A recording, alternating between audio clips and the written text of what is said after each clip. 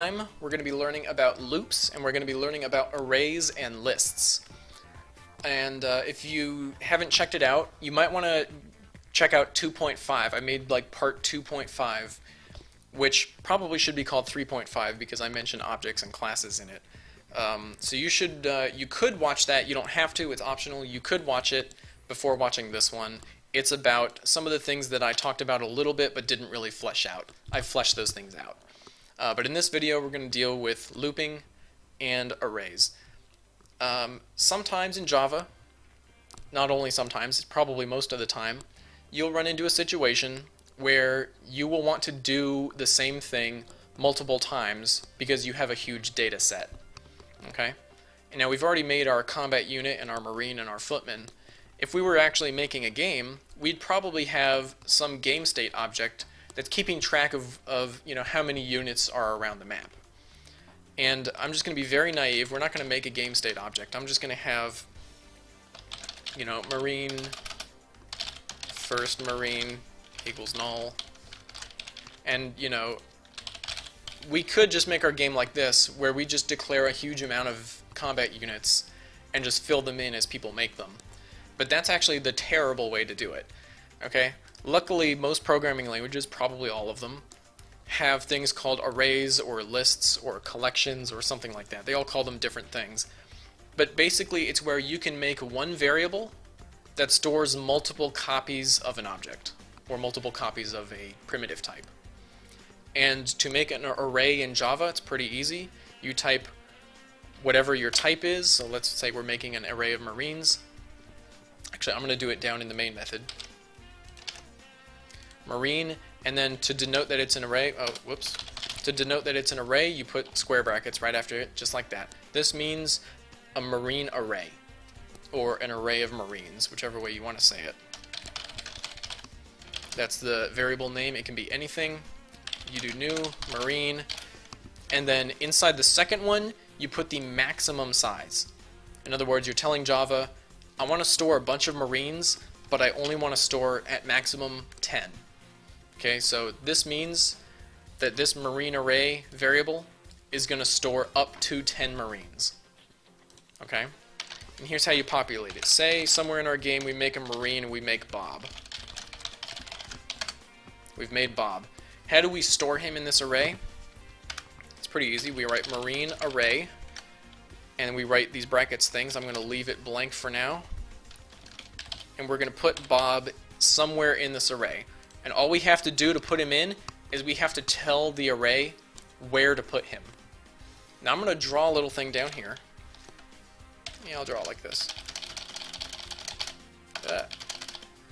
1, 2, 3, 4, 5, 6. That's 10. So this is what an array looks like, in Java,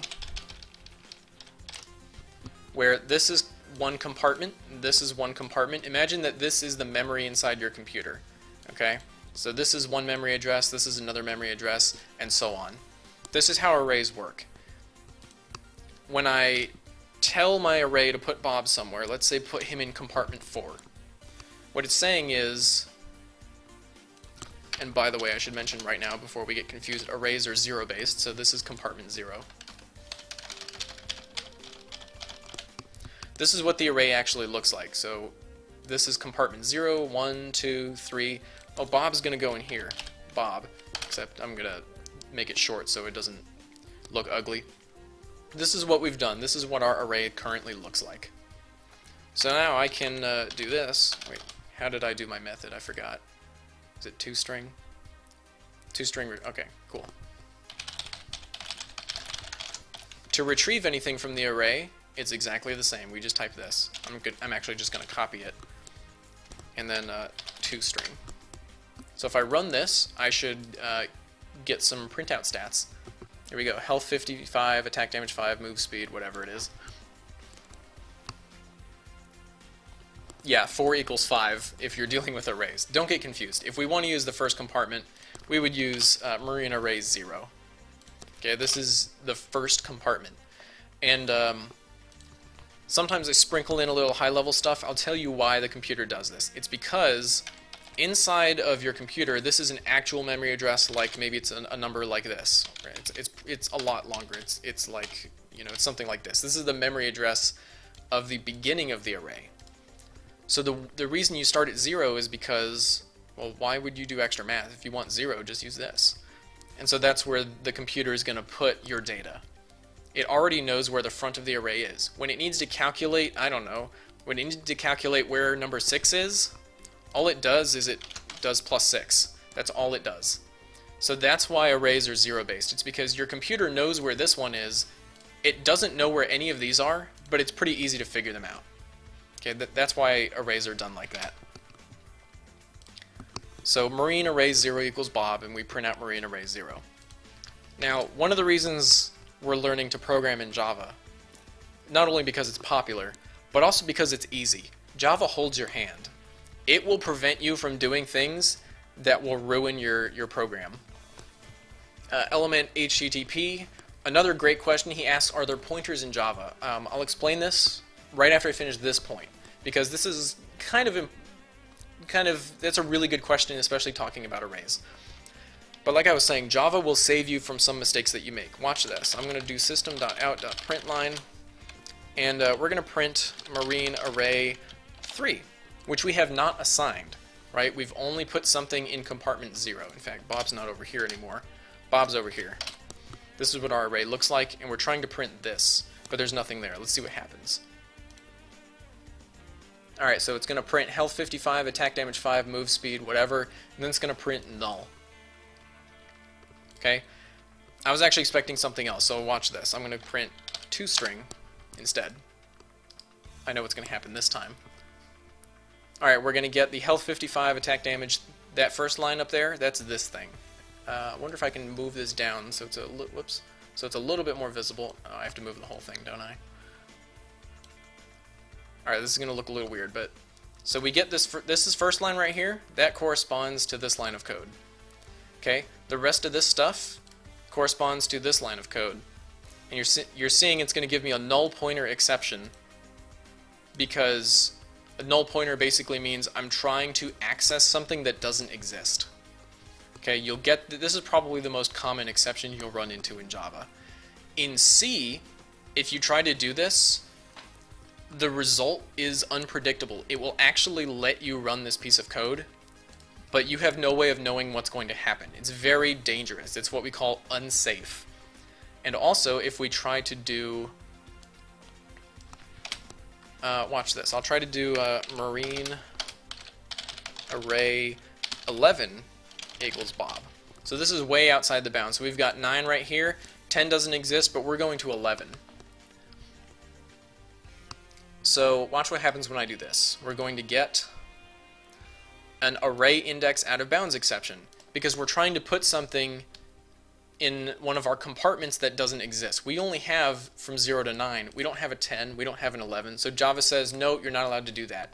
Other languages like C will actually let you do this. Even if you declare that it only has 10 spaces, it will let you write to space 11 or 12 or 13. And the results are going to be, yeah, I know the shortcuts, but I'm not going to use them. I have my shortcuts configured on my laptop a little differently, so I'll probably mess up. I'm on a different computer than I usually work on. So I'm just going to type it out, because a lot of people are probably following along. So now I'm going to answer some questions that have come in that are kind of stacked up. Are there pointers in Java? Yes and no. A pointer in C is basically a variable that stores a memory address. And you can use this to great advantage if you know what you're doing. If you're really good and you're really clever, you can do some interesting things with pointers in C. Java does not directly give you access to pointers. Like, you can't ask Java for a memory address, and you can't ask Java, hey, what's at that memory address? There is actually a way you can do it, but forget about it. You probably won't ever use it. So Java uses pointers, but it doesn't let you use pointers. I'll say that, okay? Anytime you have an object like Bob, Bob is actually a pointer, which is why if we get rid of our... I gotta move this thing back over. This has to be over here. That's why if we get rid of this toString method, or just comment it out, Now Java doesn't know what to do if we convert it to a string, but when we try to print out Bob,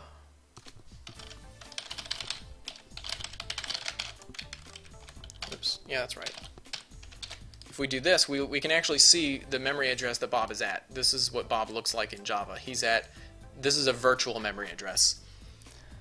This is not your actual computer memory. This is Java kind of maps its own memory to your computer memory. So this is where Bob is in Java's memory. So to kind of answer your question, which one element? Yes, Java has pointers, but you can't use them directly. For those of you who are learning higher level stuff, I would encourage you to check out the unsafe package. Java has a library, a package called, I think it's sun.misc.unsafe. The unsafe package lets you access Java memory internally, which is why it's called unsafe. So if you want to write C code in Java, check out the unsafe package. And the other question from HS is better than lol. That's not Heroes of the Storm, is it? Or is it Hearthstone? I don't know what HS means in your name. I'm assuming lol is League of Legends. I don't know C. I mean C sharp. He asked, do I know C sharp and how do you program in C sharp? I'll say this, I've never learned C sharp. I've never written C sharp, but I can read and understand C sharp because it's almost identical to Java in its structure. Some of the function names are different. I'm sure there's slight differences in the syntax, but when I look at C sharp, sometimes I actually think it's Java, and then somebody points out, oh no, it's C sharp. They look almost identical. If you know Java, you can pick up C sharp pretty easily, but I've never used it. And Java is on the virtual machine. I don't know what you're asking that for. The people watching these videos, or the people that would benefit most from these videos, I guess, you guys are watching, but the people who benefit from these videos don't really need to know that right now. I might talk about it later. But anyway, this is why arrays are useful. You don't want to store hundreds of loose variables. If you have a bunch of objects that you want to store kind of together, just make an array.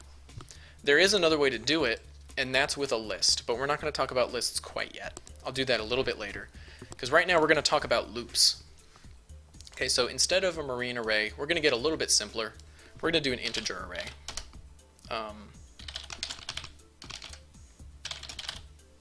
Will it let me do this? Yes, it will. Let's lowercase this r. It looks a little better. And then the first thing I'm going to teach you about is the if statement. This is not technically a loop, but it's a control structure thing, so we're going to learn about it. An if statement does exactly what you think it is.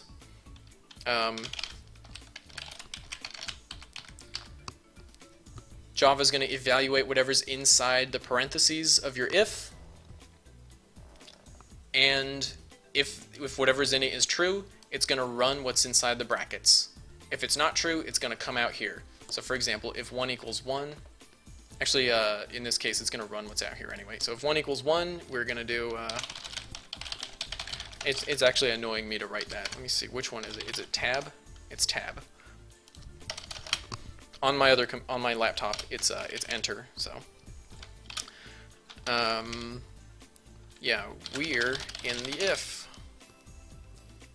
Close it. And then we're going to do, yeah, this is out tab. We're outside the if. Now this might look pretty unspectacular to you. I'm just going to run it, and as you may expect, it's going to print both of these sentences. We're in the if, we're outside the if. Now if I change this to something that's false, like 1 equals 9, this is a double equals. Single equals, as we all know, is assignment, and double equals is like a mathematical equals. It's asking, are these the same thing? So if 1 equal 9, this is not true, so we should not hit this code. So if I run this, we'll only see one of these phrases. We're outside the if. Pretty easy.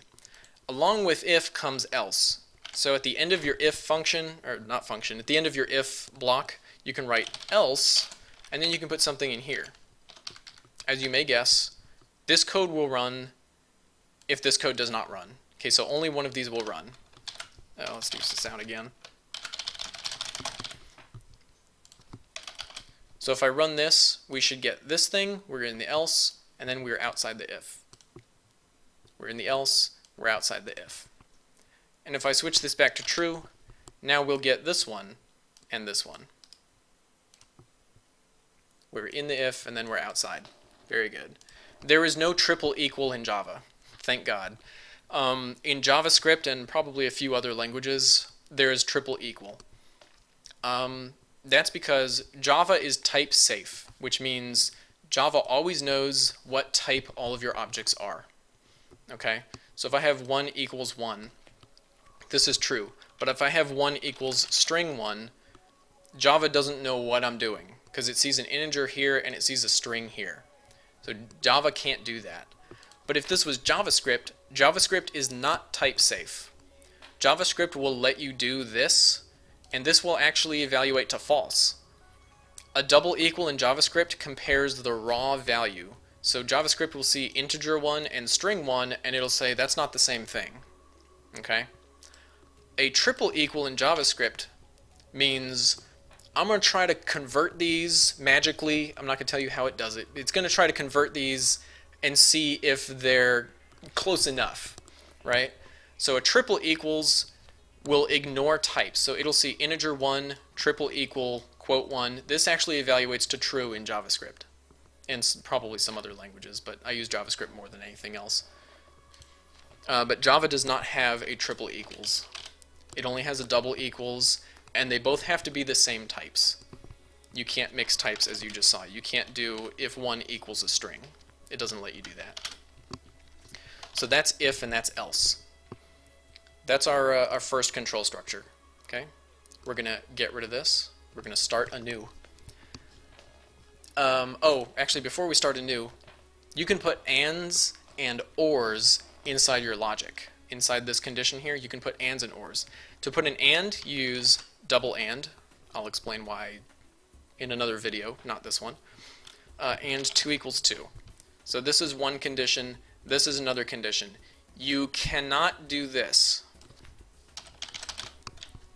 Okay, you cannot do, actually, let me make it a little more logical. If string something char at means get the character at whatever position. In this case, it's going to get the letter S. This is the 0th position of the string. Equals S and R. You cannot do this. The and, it's not like English where you're asking, is this car blue and has wheels? That's not how you do it in programming languages. You have to ask, is the car blue and does the car have wheels? Okay? Your whole condition has to be by itself. You can't split it like this like you can in spoken languages. Or maybe I will write it as letters. So if, if 10 divided by 5 equals 2 and, 10 greater than 8, right? This is what I would have to, what happened here? This is what I would have to do. So this is one condition, and this is another condition, and we're checking that both are true.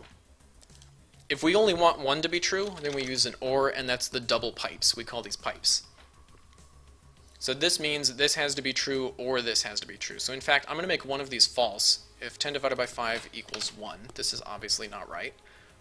But this should run anyway because it's an OR. It's going to see that this one's true, and it's going to fall into this code. So we're in the if, and then we don't run the else, we're just outside. So that's and OR, and you can combine them. You don't want to learn about precedence. In other words, if you have like something and something and something or something and something or something, you don't want to do that, okay? Just use parentheses. It's much easier. So we're done with if, so I'm going to get rid of all of this. Now we're going to do while. Oh, I forgot the not. You're absolutely right. You can, there are two ways to say not. In other words, like to negate a condition. So let's say we've got if How about 100 is greater than 40? If we want to say 100 not greater than 40, there are two ways we can do it. Actually, I don't think we can do it here. That's not allowed. Let me do equals, because you can do it with equals. If you want to put a not equals, you can just do this. The exclamation point means not. Okay? So if 100 doesn't equal, it should probably be 10. Okay, then this will evaluate to true. We're in, we're outside. In fact, I'm just going to get rid of this one because we don't need it. The other way to do it is you can put the not in front of a parentheses, a group of parentheses, like this. So this is the same thing as what I just wrote. In fact, I'll write both of them. And, using my parentheses. Alright, so these two conditions are exactly identical. This one right here, and this one right here. Alright? Now, I tried to use something like this. You can't put a not in front of here because it's not an operator. I won't explain that, but if you need to do something like that, just put it out here. That's fine. And you can use methods inside here too. So if you have a method that returns true or false, you can call your method and that'll be your condition, or you can put the not in front of your method. Alright, you can put methods and you can put variables in here and you can put literals. Alright, so now I think we are done with ifs. We're going to do whiles. So this is what a while loop looks like, except you need a condition in here just like the if. Now, the difference between a while and an if is that the if will only run once. So you remember when I did, we're in the if, it only ran once. So watch what I do here. If while 100 is greater than 10, 100 is greater than 10. Watch what happens when I run this. Yep, and it's just going to keep going until, you know, the end of the world comes. Because this will always be true, nothing is changing the condition. In order for this to fail, we have to make it fail in the code, or we have to change the condition. Usually you would change the condition by using variables. So for example, int max count equals 100, and we'll do while, or sorry, equals 0. Let's do it this way. While max count less than 100, we're going to system out print line max, come on, max count, I'm formatting it a little bit, is less than 100. And then at the end of the loop, we're going to add 1 to max count. You can do that two ways. You can do it like this, except you should probably spell it right. In both cases, I spelled it wrong twice. That's amazing. And then, so you can add 1 to max count by doing this, but what you'll typically see is you'll see this. You'll see a plus plus at the end of the variable. If it's an integer, this just means add 1 to it. Okay, so we're going to use that because it's so common and I want you to get used to it. So here's what our loop is going to do. We're going to set max count to 0. We're going to check, is max count less than 100? Well, originally it is because it's 0. We're going to print max count, which is 0. So it's going to say 0 is less than 100. Then it's going to add 1 to max count. Then it's going to jump back up here. And it's going to keep doing it. Okay, so watch what we get in the print. So I'm going to scroll all the way up. So we've got 0 is less than 100, 1 is less than 100, 2, all the way down to 99 is less than 100. When we get to the 99, it's going to come in here. It's going to say 99 is less than 100.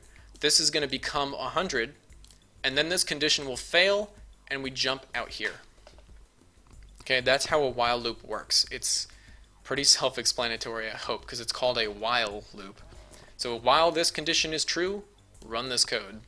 That's all that is to it. There is a second form of while loop called a do loop. And I hardly ever use these. So let's see if I don't need that. I'll use the same thing actually.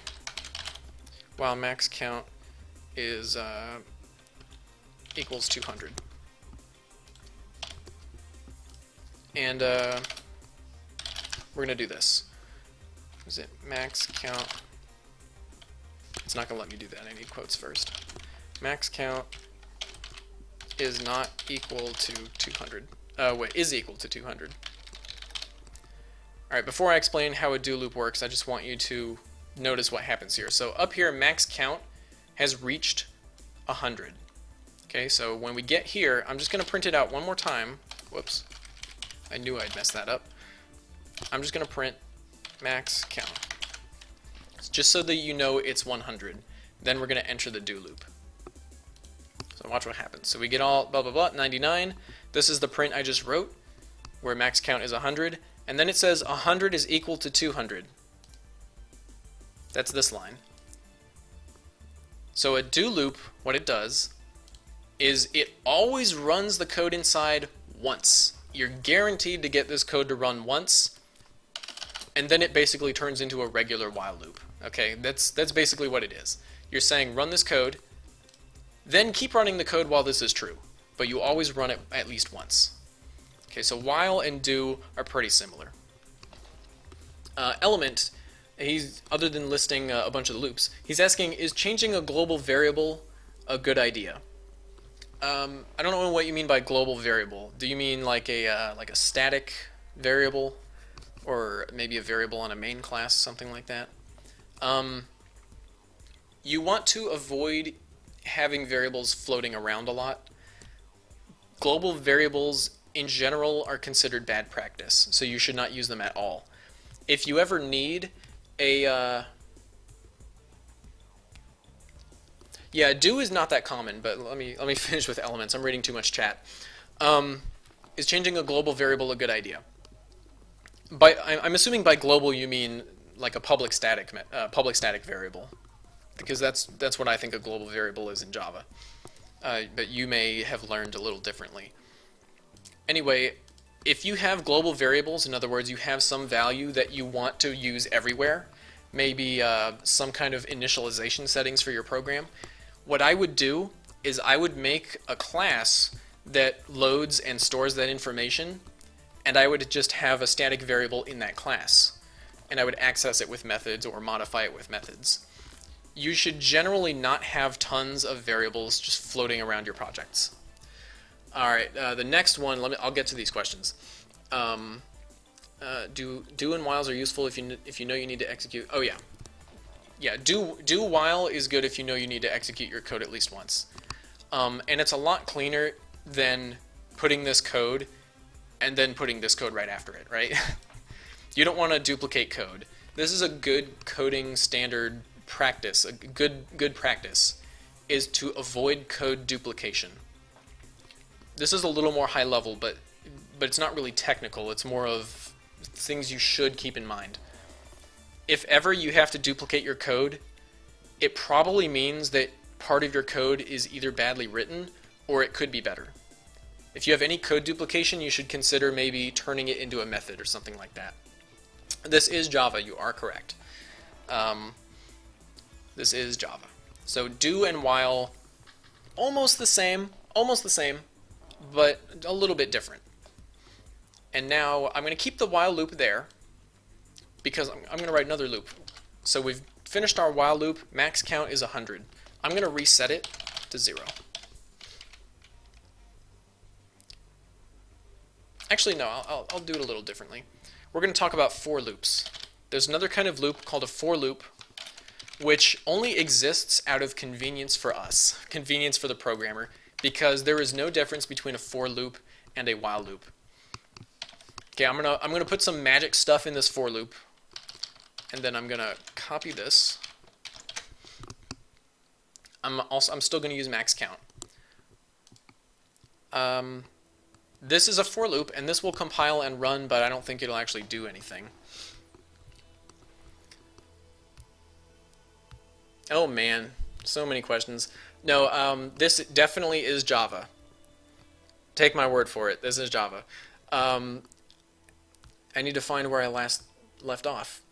Okay, people are being facetious, that's cool. What other languages have I learned? Oh gosh. I don't know, man. C, C++, Python, Ruby, a little bit of Perl, JavaScript. Lisp. There's a lot of languages that I've learned, but Java's the one that I use the most, which is why yes, I have a game in Java. In fact, I can probably import it. I'm not gonna like show you too much of it. Let's do that one. I'll just import it, but I'm not gonna show you any of it. Yeah, whatever. Let's go back to a for loop. Our for loop right here. There are 3 parts to this little condition in the for loop. You don't just put a condition, okay? And I'm going to make my program not compile. Let's see, how about...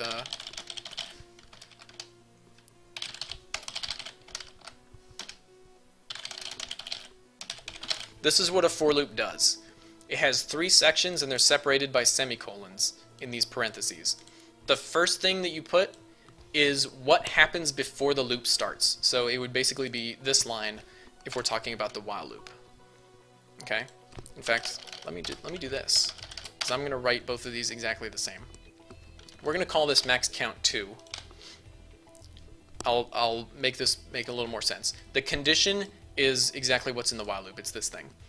And then the end of loop action is the very last line that you see inside this while loop. So these 2 loops I can make absolutely identical by doing this. Now I have to max count 2. So this corresponds to this. What's my condition? Max count 2 less than 100.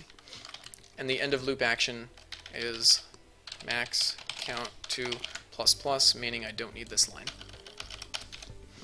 So these 2 loops right here, I'm going to put a little space right here. This and this do exactly the same thing.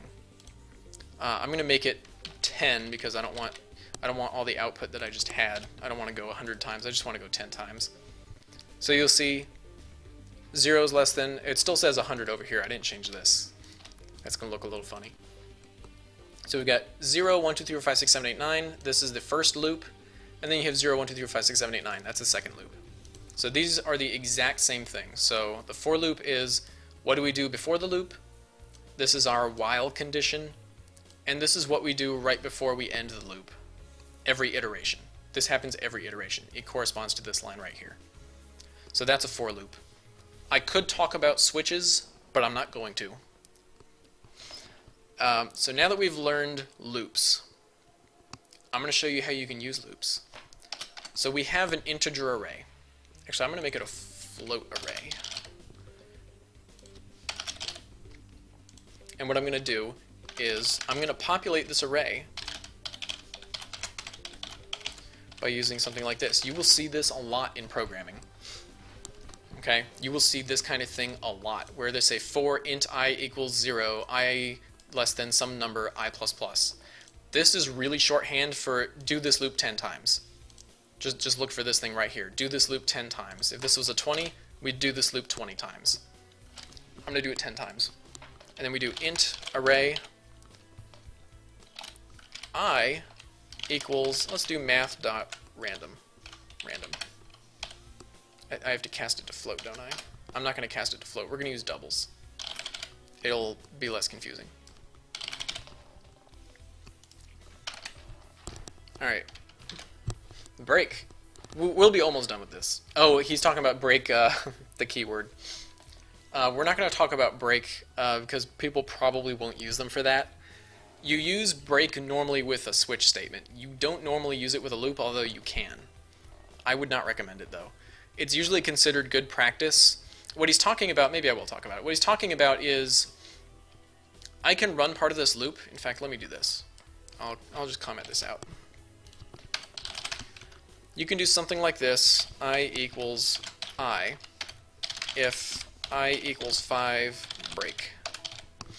You can do this, and what it means is when you hit the break statement, it means you end the loop, no matter what. You kill it. So what this is going to do is from 0 to 10, when I is 0 to 10, we're going to print I equals 0, I equals 1, I equals 2, etc. As soon as it hits, it's going to print I equals 4. Actually, it will print I equals 5. And then when it gets to I equals 5, it's going to stop. So we shouldn't see up to 9, we should see up to 5. And we do. This is generally considered bad practice. Let me put it in brackets. Oops. This is generally considered bad. Why is my formatting so bad?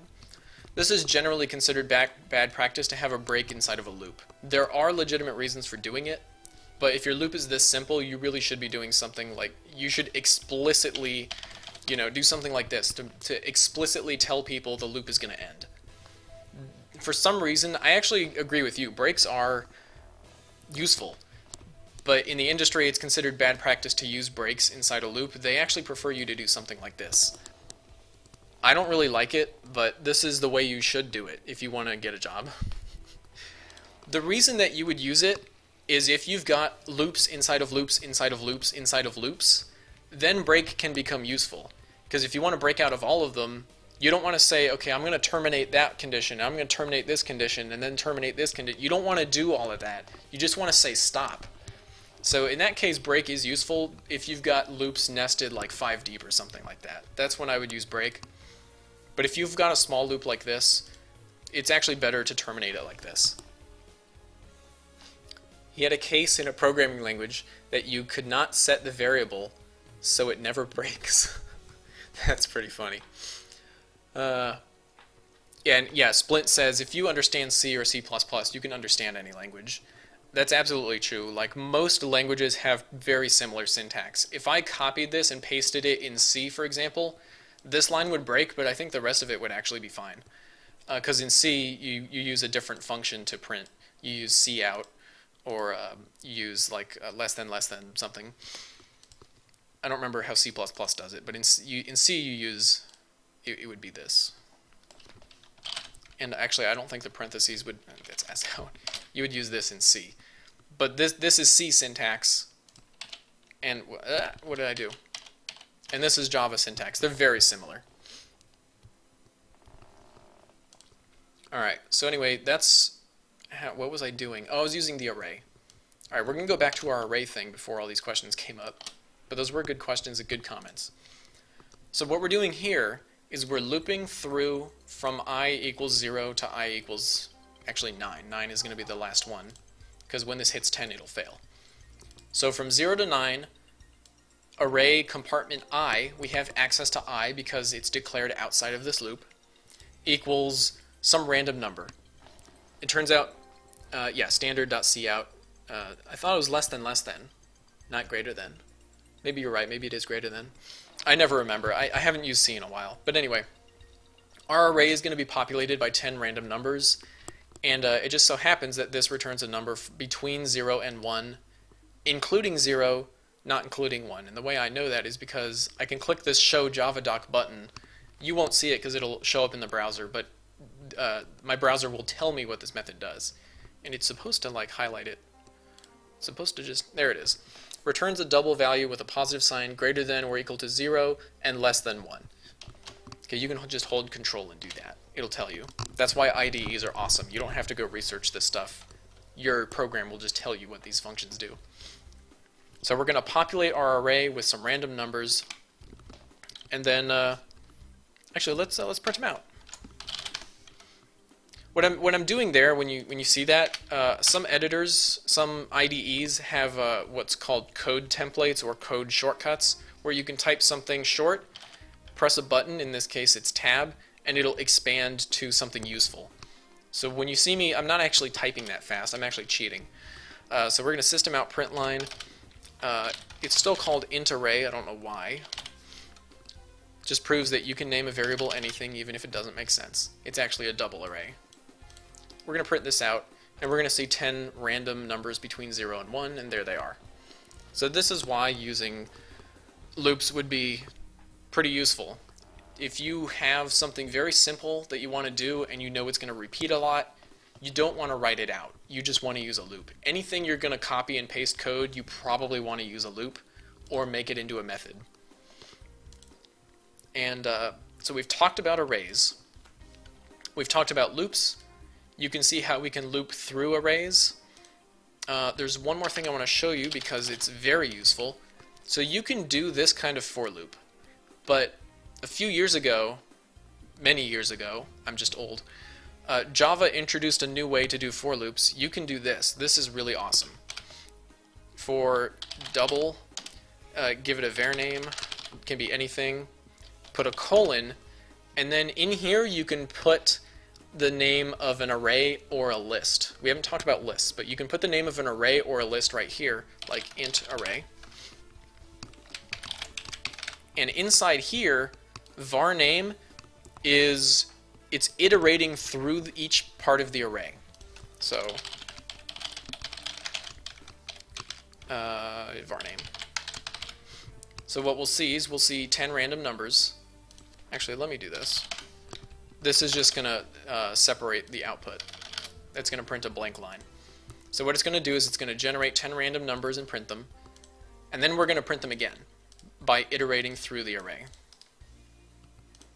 Well, I'm not going to check all of these to the decimal, but 0.92, 0.88 here, and that's down here, and that's down here, and then it's like 0.79, 0.78. It's the same array. Okay, so this for variable name, this colon means in or through, and this is the name of your array or your list. Did I show for each? There is no for each in Java. This is the for each in Java. It's this thing right here. I don't even think each is a keyword. Unless it's like one of the releases that I don't ever use. There is no each in Java. In a lot of scripting languages, there's for each, which is basically the same as this. That's all it is. Does this also exist for C and C++? Ooh, I don't use C and C++ that often. It's actually been a while. This is not a tertiary operator. A tertiary operator is it goes inside an if. If I'm thinking of the same thing you are. Or I'm thinking of ternary. Ternary? Tertiary? I think it's ternary operator. I don't remember what it's called. But I'm not going to teach it because it's really ugly and nobody uses it. There are uses for it, but hardly anybody uses it. So anyway, you can just do a for loop this way where you say, do this before the loop. This is my while condition. Do this at the end of each iteration. This is one for loop, but it is so common to do a for loop through an array or a list that Java added the ability to do this. Okay, and actually I'll write down the identical. Actually, it's not going to be this. It's going to be, what's it, int array? Let me delete this one. Actually, we want to keep that one. I'll get rid of that. And I'm lazy, I'm just going to copy this. Oh. Equals int array I. This loop and this loop are identical. They do exactly the same thing. Okay, so this is just an easier way if you know you're gonna loop through a bunch of objects in an array or a list. This is just a cleaner way to do this loop. That's all it is. It's just a different for loop, but it's the same thing.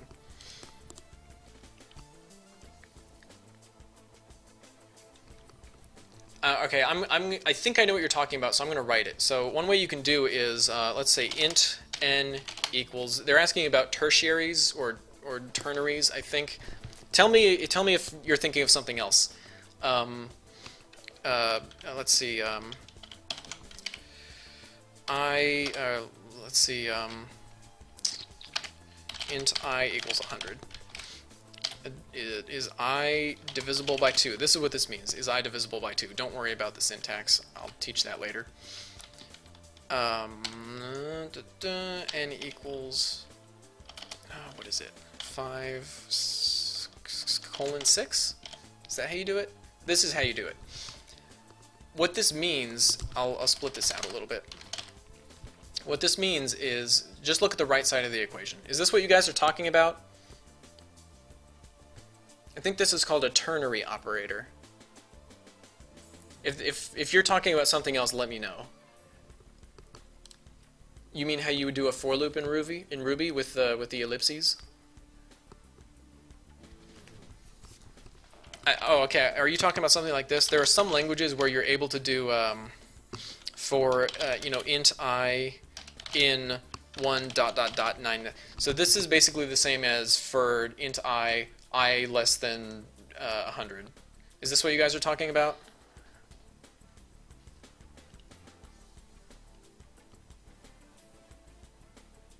Anyway, I'll explain this one because this is allowed in Java, even though it's kind of ugly.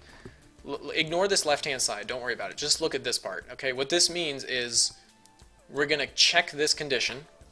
Actually, let me make it a equal 100 if equals 50, which we know is false. It's going to check this condition. If it's true, it's going to evaluate to this. If it's false, it's going to evaluate to this. Okay, so the question mark you're asking, is this true? And then over here between the colon, or not between, but on the sides of the colon, if it's true, it's this on the left, and if it's false, it's this thing on the right. So if I sys out on n, this should be, I is not 50, so it should be 6. And I'm going to comment this out because that's not allowed. So that's 6. If this was true, it would be 5. But this is not used that often, so it's kind of hard to read. That is what you're talking about. Okay. I think it's very ugly. And actually at my company, they don't tell me not to use it, but they strongly encourage you not to use it. There are some cases where you do want to use it, but those are like mathy kind of things that we don't really need to talk about. This is supposed to be more of an intro level course. So I'm not going to talk about why you would use this. There's some times where you save a lot of space by doing this, but most of the time you should just use an if. The only advantage of this is you can use it inside of another evaluation, like inside of a math function, where otherwise if you do like an else if, you're basically writing your code twice. This lets you write your code once. That's the only reason you would ever use it. But what I thought they were talking about was this thing down here. There are some languages where you can describe the range of your numbers or letters sometimes, but Java doesn't let you do that. Okay, so we've talked about arrays. We have talked about looping through the array. We've talked about loops in general. There's one more thing I want to talk about. They're very similar to arrays, and it's called a list. A list? CS match. A list is basically like an array, but the arrays have some downfalls. Okay, they have some cons. For one thing, you declare a max size, and if you need more size, you're kind of out of luck. You have to redefine your array, and then you have to copy your existing values into a new array. It's a lot of work. Okay? If you don't know the max size of whatever you're making, say we are making a game, it's a real-time strategy game, and we don't know how many units are going to be on the battlefield at any given time. Because you start the game with maybe a few, and then some of them die, so they go away, and then you build more, so you add more. You never know how many there are going to be. So what you would do is you would make a list, and here's how a list works. All Java knows is, whoops, not that. All Java knows is what's here. It just knows where the front of the list is. Okay? And I'll get rid of these. When you create a list, it has actually no objects in it. But let's say we add an object.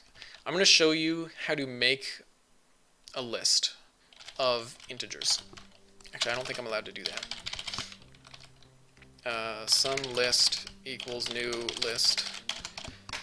It's not going to let me do this because I don't think you can make just a list. You have to I'll make an array list. Array list is an interface, which is kind of like a superclass. There are lots of different kinds of lists, but they're all lists. So I'm going to import that. Whoops, that's not the import button. I'll just use this thing.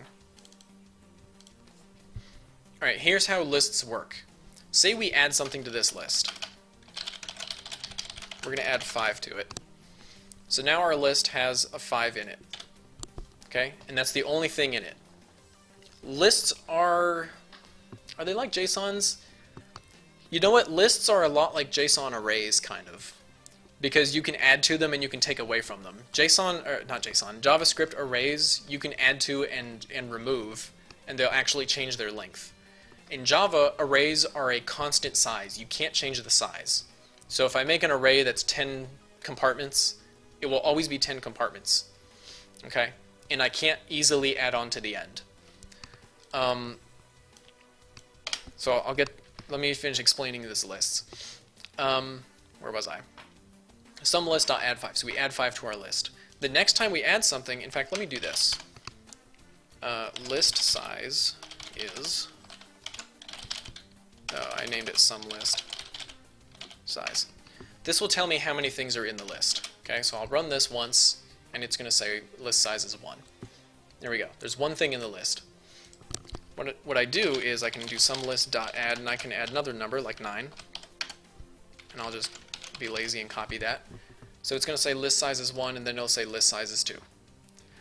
The way that it does this is each piece of the list, it depends on the implementation, but this is how you think of it. Each piece of the list not only contains its value, but it contains the next, like a pointer. We talked about pointers a little bit. It contains a pointer to the next value.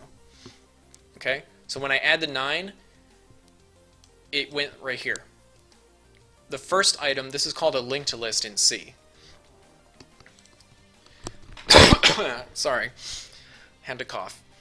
But this is how lists work. They can be of any size. So you see list size is 1, list size is 2. But if I did this to an array, it would always be the same size. Elements asking, how about push and pull from an array?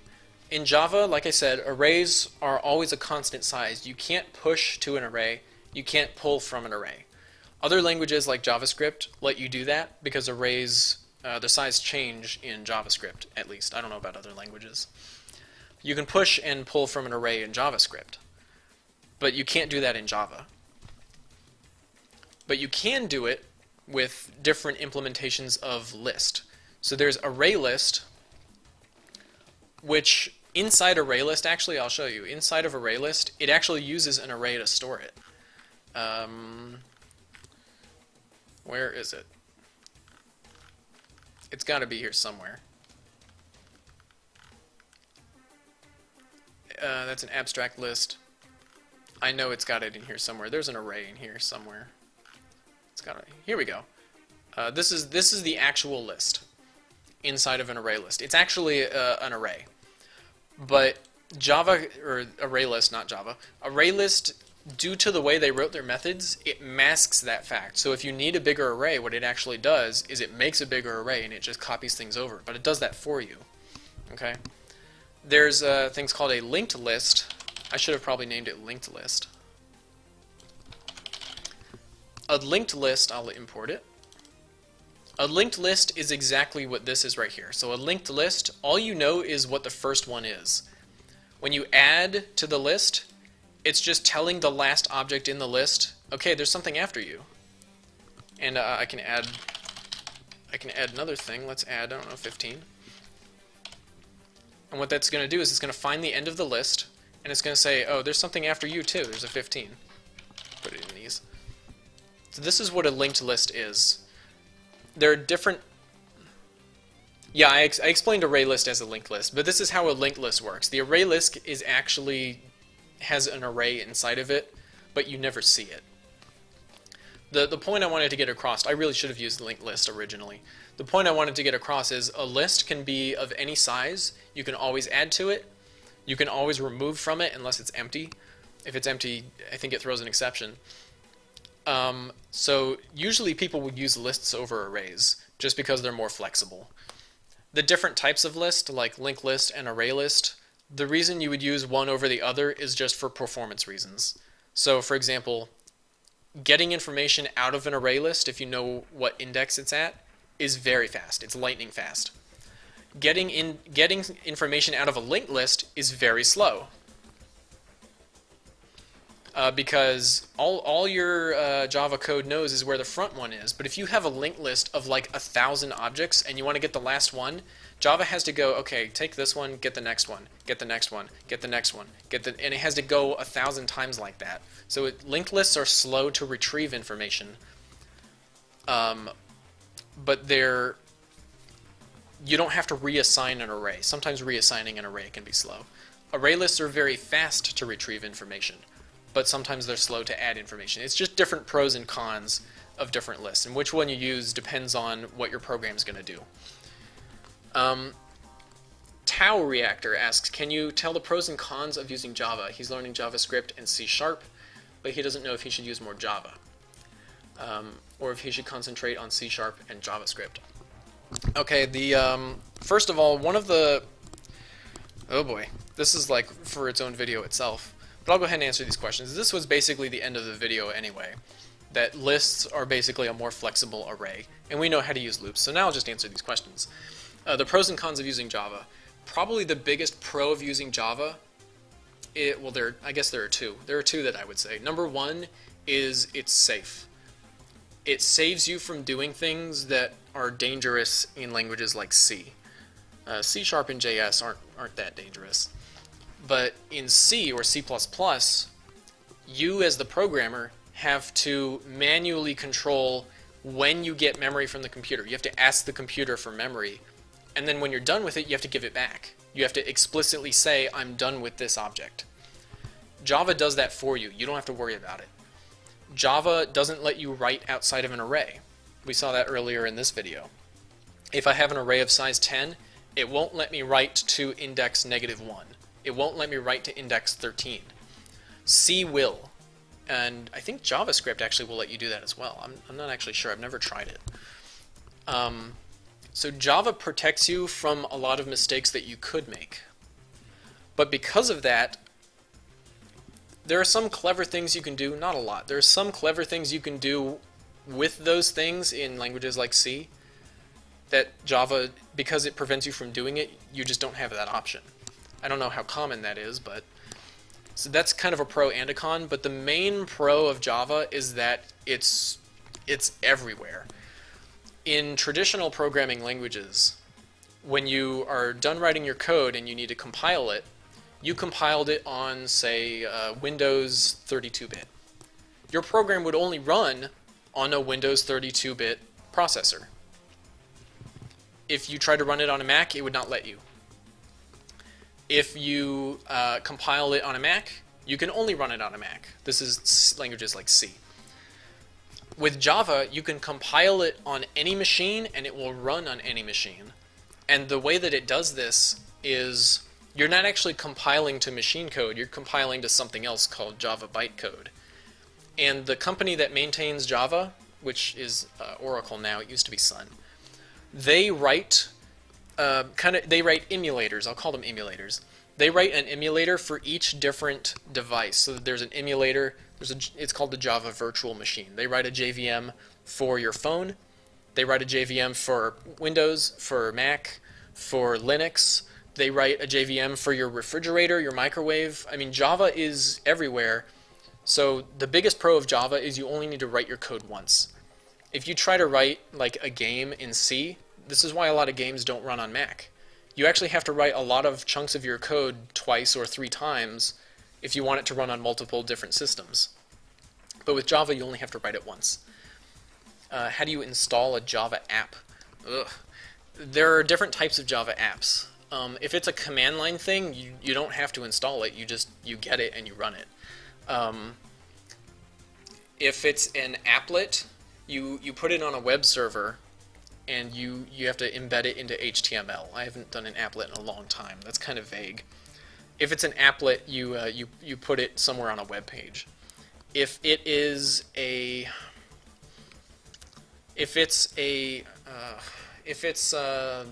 like a Spring application, which I'm not going to explain, we're not going to get there, then you would run it on a server system like Tomcat. So there are a lot of different ways to deploy it and run a Java application. Swing versus FX. I've never used FX. I know what it is, but I've never used it and I've never seen it. So I'm sorry, I can't answer that question. Swing is a Java UI library that lets you build an interface kind of like the one that you see here on the screen. This was not made using Swing, I don't think. Actually, I have a program actually that uses Swing. Let me see if I can run it real quick.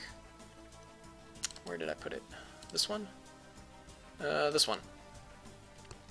So this is using Swing. Basically, it lets you add buttons and text fields and you know, drop downs like this one. It's not going to work because it's downloading something. But you know, Swing is a it's a user interface framework. It's so old and it's nice to code in effects. Yeah. I haven't had to use Swing in a while. It's good for like small scale applications because a lot of development environments will let you build a Swing UI with drag and drop. So this was written with Swing. I was able to drag and drop these things. You right click them to give them code, basically. It makes it kind of easy, but there are a lot of pitfalls in Swing. One of the funny things that kind of the Surgeon General's warning of Swing is it's not thread safe. If you try to have multiple threads running in Swing, you are just not going to have a good time. I'm using Netbeans. Actually, I'm using JMonkey Engine. But it's built on Netbeans. This thing back here, this is the Netbeans IDE, but with more features. Eclipse, a lot of people use, and I understand why. It's got a lot more options that you can customize. It's really personal preference. There's things I like about Eclipse. There's things I like about Netbeans. You can't use both at once, though. Tuning your Swing app with a Nimbus look and feel, that's just the default, man. I didn't choose it. Javafx, you can use CSS with Javafx. That actually does sound pretty cool. Yeah, if you're using Unity, Unity does use C# JavaScript, doesn't it? I've actually not used Unity. I have some friends that use it. But if your heart is set on using Unity, then go for it. Use Unity. JavaScript and C# they're almost the same as Java in syntax. One of the things I was going to say is one of the benefits of JavaScript is callbacks. A callback is a function where you can do something, and then you can just keep running other code, but when that something is done, it'll actually jump back and run more code. So, for example, my job is I make web applications, I make websites. And so in some of these websites we will have something like, okay, we're going to ask for some information from a server, but we're going to do some other stuff while we're waiting for that information to come back. When that information comes back, that's when we launch the callback function. Sorry, I need to cough again. I didn't have a drink tonight. And my voice is kind of running out. Okay, I will say to Tau Reactor is there is a graphics library that's written in Java and is actually quite good. It's called JMonkey Engine. This is the editor. This isn't the editor for JMonkey Engine. This IDE is actually supposed to be called JMonkey Platform. I don't know why they. But anyway, JMonkey Engine is a very easy to pick up graphics engine that's written in Java. If you've already got stuff for Unity, go for Unity. Unity's good too. But it's at least something you should check out. Go to jmonkeyengine.org and you can check that out. Yeah, JavaScript callbacks are like promises. Yeah. They're not quite, but it's the same idea. I think callbacks at some level use a promise. There's this app you can use. There's this app that you can use caps in C++ for code blocks. Front end is easier than back end. Would I say that? I would not say that, but I would not say the opposite either. I actually like some of the back end stuff. I like working with data. I like doing transformations and stuff like that. I've programmed an entire game engine. It's really enjoyable. So one's not easier or harder. They just require different skills. Front end is still fun. If I had to pick, I'd pick back end. That's just me, though. There are a lot of people who enjoy front end a lot more. All right, well, this video is going kind of long, and I talked about what I wanted to talk about. Oh, hey, Gamer Coder, you're back. I was wondering where you were. So I pretty much finished what I wanted to talk about in this video. Yes, MVC I use Spring MVC all the time. I hate Spring, but I love Spring MVC. Anyway, that's a conversation for another day. My voice is running out. I've been at this for quite a while. I am making lessons for Java programming. This is it. You joined one. You joined the end of the video when I was done with the lesson, which was loops and arrays. And MVC is Model View Controller, yes. I love gaming. These are lessons. I have some highlighted on the Twitch channel. I haven't uploaded them to YouTube yet, but I will. And I will upload this one as well. But these were all really great questions, and I'm glad you guys are asking these questions. So, I've been at this for a long time, and my voice is starting to go out, so I'm going to stop for tonight. But, oh, you wanted me to show the game. The code or the actual game? What should you do if you want to start with backend? Honestly, if you're like out of college or you're maybe halfway through college, what I would suggest is just apply to anything. You know, you don't really get to choose. I don't know what country you live in. If you live in the US, it's kind of tough to get jobs here. Just apply to tech companies and see what you get. I wanted to go into game development. Oh, you're 13. Okay, well, you shouldn't be applying to tech jobs yet. Not quite yet. But I'm glad that you're interested in such a young age. I got started in programming when I was 13 or 14, so you're on the right track. What was I saying? Just when you get old enough to apply. Yeah, you know Python? Yeah.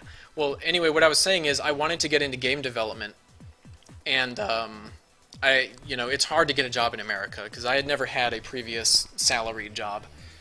I was unemployed out of college, and the job that I got was the one that I currently have, which is a web developer. You don't make it. It's kind of similar to games, but it's not a game. But I liked it a lot more than I thought. It's a lot of fun. I get paid a lot to do what I like to do. Yeah, I actually enjoy going to work every day. So, you never know what you're going to end up doing. I got to go up. Some other people ask me questions. I did not cover maps, Gamer Coder. I didn't cover maps. I'll probably cover them in a different one. They're not really required, but they're very useful. People are starting to program at age 8. Yeah, I kind of missed. There's this big surge now of teaching programming in elementary or middle school. I kind of missed that. The first programming, like the first proper programming classes I took were in college. They just didn't have them, when I was in high school, so I didn't get to do that. I'm trying to catch up with all this chat. I can't read and talk at the same time. Oh yeah, show us the game and the code. Okay, he's still asking. All right, I'm going to show you a little bit of code. So you guys have seen. Actually, you know what I'm going to do? I'm going to stop the video, and I'm going to start the stream up again with a different name, just so that I can be organized. I'll be back in like 15 seconds, and I'm going to get a drink too.